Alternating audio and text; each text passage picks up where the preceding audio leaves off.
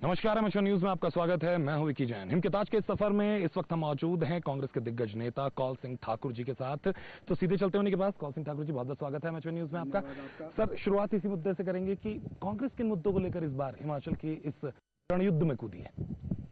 कांग्रेस के पास बहुत ही ज्यादा मुद्दे हैं, क्योंकि भाजपा सरकार का 5 साल का कार्यकाल जो बहुत ही हिमाचल के लोगों के लिए एक काला अध्याय रहा है। जैसे ही सरकार आई, इन्होंने नारा दिया था चुनाव से पहले, सरकार बदलो हालात बदलो जी। और जैसे ही सरकार बैठी, इन्होंने हिमाचल के लोगों को जो है जन विरोधी फैसले शुरू कर दिए। 45% बसों का किराया बढ़ा दिया। जो हमने पानी के नल के मुफ्त दिए थे, उनको निजी नल बना करके उन पर टैक्स लगा दिया। उन पर अब किराया लेना शुरू कर दिया है महीने। बिजली का इन्होंने बिजली का किराया बढ़ा दिया, उस पर ऊपर सर्विस टैक्स लगा दिया।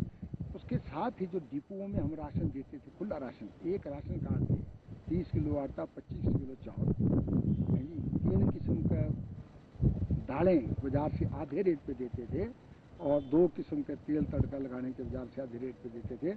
उसकी मात्रा भी घटा दी, दालों की संख्या भी घटा दी और तेल भी बंद कर दिया। लेकिन कौल सिंह ठाकुर जी, बार बार बीजेपी की तरफ से कहा गया कि वो 3 दालें देते हैं, किसी प्रदेश में नहीं मिलती। उन्होंने विकास कराया, उन्होंने शिक्षा के क्षेत्र में विकास कराया, स्वास्थ्य के लिए 108 शुरू की, जो कोने कोने तक हिमाचल प्रदेश की पहुंची है, किसी को कोई दिक्कतें नहीं है। इस पर क्या कहेंगे? ऐसा है, दालों की बात करते हैं। दालों का घोटाला जो है, भाजपा सरकार ने 74 करोड़ रुपए का दालों का घोटाला सामने आया है। विदेशों से दालें मंगवाई, बॉम्बे में दालें उतरी और वो दालें, हिमाचल की दालें बॉम्बे में बिक गई और वहाँ से फिर कूड़ा कचरा दिल्ली से ला करके हिमाचल के लोगों को बांट दिया। हमने मामला उठाया, मंत्री जी का मैं आभारी करता हूँ। मंत्री जी ने कहा कि हाँ, हेराफेरी हुई है। जो दाल बॉम्बे से हिमाचल आनी थी वो अभी नहीं आई है। तो इसकी विजिलेंस इंक्वायरी के लिए हमने कहा कि सीबीआई की जांच करो। एक तो ये दाल घोटाला जो है 74 करोड़ का है, इससे ये सरकार बच नहीं सकती। दूसरी, जहाँ तक आप एम्बुलेंस की बात करते हैं, ये राष्ट्रीय ग्रामीण स्वास्थ्य मिशन के अंतर्गत 100% भारत सरकार से आई है एम्बुलेंस। और जितने भी 108 एम्बुलेंसें हिमाचल में आई है, भारत सरकार से आई है। और इसके ड्राइवर का खर्चा, पीओएल का खर्चा जो है पूरा राष्ट्रीय ग्रामीण स्वास्थ्य मिशन से लग रहा है। ये बात जरूर है कि ये हमारी भारत सरकार की, यूपीए सरकार की जो स्कीमों को है, अटल का नाम दे करके जो है लोगों को गुमराह कर रहे हैं। अटल स्वास्थ्य सेवाएं लिखी है बड़े बड़े शब्दों में, और जो राष्ट्रीय ग्रामीण स्वास्थ्य मिशन लिखा है वो इतना है को ऐनक से देखना पड़ता है। तो इस तरीके से ये लोगों को गुमराह करने की बात कर रहे हैं और इसमें कोई। लेकिन बार बार बीजेपी की तरफ से कहा जा रहा है कि कांग्रेस इतने साल आजादी के बाद से सत्ता में रही, लेकिन कभी ना छात्रों के लिए कुछ किया गया, ना रोजगार के लिए। हमने करीबन 4.5 लाख लोगों को रोजगार दिया, यहां तक कि छात्रों के लिए मुफ्त वर्दी की व्यवस्था भी की गई। इस पर क्या कहेंगे? ऐसा है, जहाँ तक रोजगार देने की बात है, ये आंकड़े जो है लोगों को गुमराह करने के लिए दिए जा रहे हैं। हमने विधानसभा में प्रश्न पूछा कि सरकारी और जो है दूसरे उपक्रम में कितने लोगों को रोजगार दिया, तो इनका प्रश्न आया 3,500 लोगों को रोजगार दिया। अब बाकी ये जो कहते हैं कि हमने प्राइवेट सेक्टर में दिया, और इनके पास इसी को एक्सप्लेनेशन नहीं है किस सेक्टर में दिया। कांग्रेस पार्टी ने उद्योग नीति बनाई। हमने कहा जो उद्योग हिमाचल में लगेंगे 70% हिमाचल के लोगों को उसमें रोजगार मिलेगा। इस सरकार ने उस नीति की धज्जियां उड़ाई उन कारखानेदारों से मिल करके। हमने कहा था हिमाचल में जितने भी हाइडल प्रोजेक्ट लगेंगे, जल विद्युत परियोजना लगेगी, उसमें 70% लोगों, हिमाचल के लोगों को उसमें रोजगार मिलेगा। उसमें भी कोई रोजगार नहीं मिल रहा है।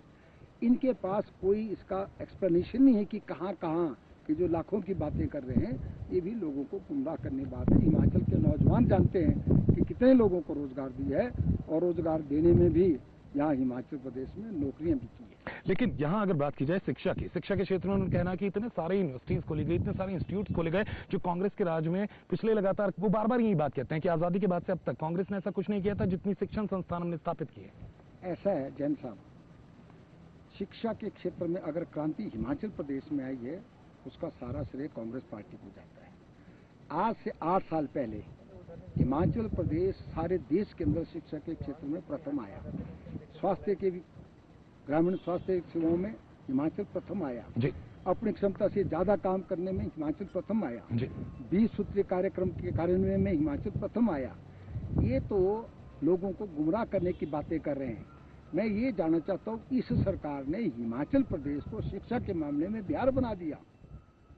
हिमाचल प्रदेश एजुकेशन बोर्ड है, सैकड़ों विद्यार्थी जिन्होंने परीक्षा नहीं दी, ना 8वीं की परीक्षा दी, ना 10वीं की परीक्षा दी, ना 10/2 की परीक्षा दी, बिना एग्जाम बिना परीक्षा में बैठे हुए उनको मेरिट के सर्टिफिकेट जारी कर दिए।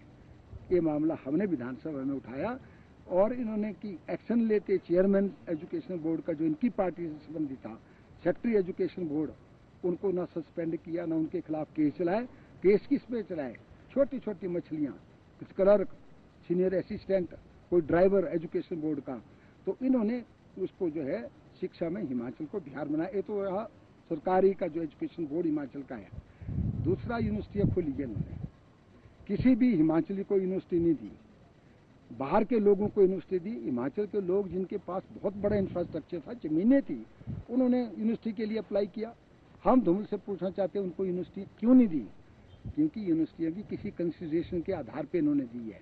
और यूनिवर्सिटी का जो एक्ट बनाया कि 15 साल यूनिवर्सिटी चलाओ और 15 साल के बाद यूनिवर्सिटी को बंद कर दो और वहाँ जो मर्जी अपार्टमेंट बनाओ, कॉलोनी बनाओ, कॉलोनाइजर बन जाओ।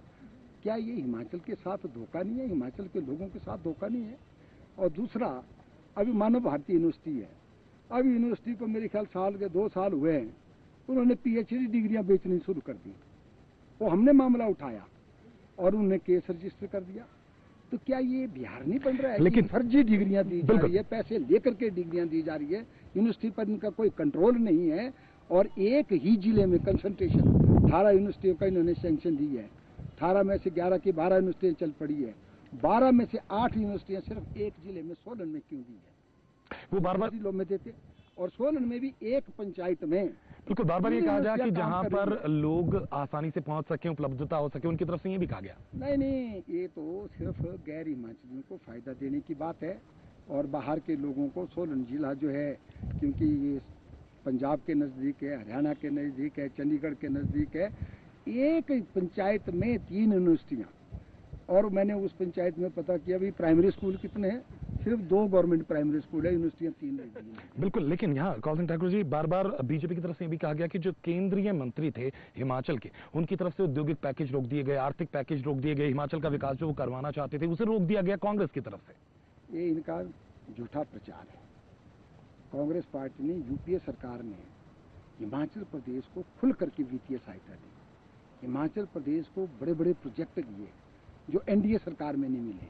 मैं एक उदाहरण देना चाहता हूँ। एनडीए की सरकार 5 साल रही, 1999 और 2004 के बीच में। वाजपेयी जी प्रधानमंत्री थे। हिमाचल प्रदेश को सिर्फ 13,000 करोड़ की वित्तीय सहायता दी, जिसके लिए हमने वाजपेयी का धन्यवाद किया। 2004 से 2009 तक यूपीए 1 रहा, उन्होंने हमें 25,000 करोड़ की वित्तीय सहायता दी। तो कैसे धूमल साहब कहते हैं भेदभाव हो रहा है? एक बात। और दूसरी बात, एनडीए ने हिमाचल प्रदेश को कोई आईआईटी नहीं दिया, कोई सेंट्रल यूनिवर्सिटी नहीं दी, रोहतांग टनल के लिए एक नया पैसा नहीं दिया, इसमें ईएसआई का मेडिकल कॉलेज नहीं दिया, और यहाँ national institute of fashion technology नहीं दिया, होटल मैनेजमेंट ट्रेनिंग सेंटर नहीं दिया। जबकि केंद्र की यूपीए सरकार ने ये 6 के 6 संस्था हिमाचल प्रदेश को दिए, जिसमें कम से कम जो है 7,000 करोड़ की इन्वेस्टमेंट है और 100% पैसा केंद्र सरकार से। बिल्कुल, चुनाव का माहौल है, वार आरोप तो चलते रहेंगे कौल सिंह ठाकुर जी, लगातार विपक्ष और सत्ता पक्ष दोनों एक दूसरे पर आरोप भी लगाते रहेंगे। लेकिन सवाल ये उठता है कि किन मुद्दों के साथ और किन नीतियों के साथ तमाम पार्टियां उतर रही। कांग्रेस की बात करें, वो कहती है भ्रष्टाचार और महंगाई मुद्दा है, लेकिन भ्रष्टाचार के आरोप खुद पूरे देश में कांग्रेस झेल रही है, तो वो यहाँ पर राज्य सरकार पर कैसे बच पाएगी नारपुर?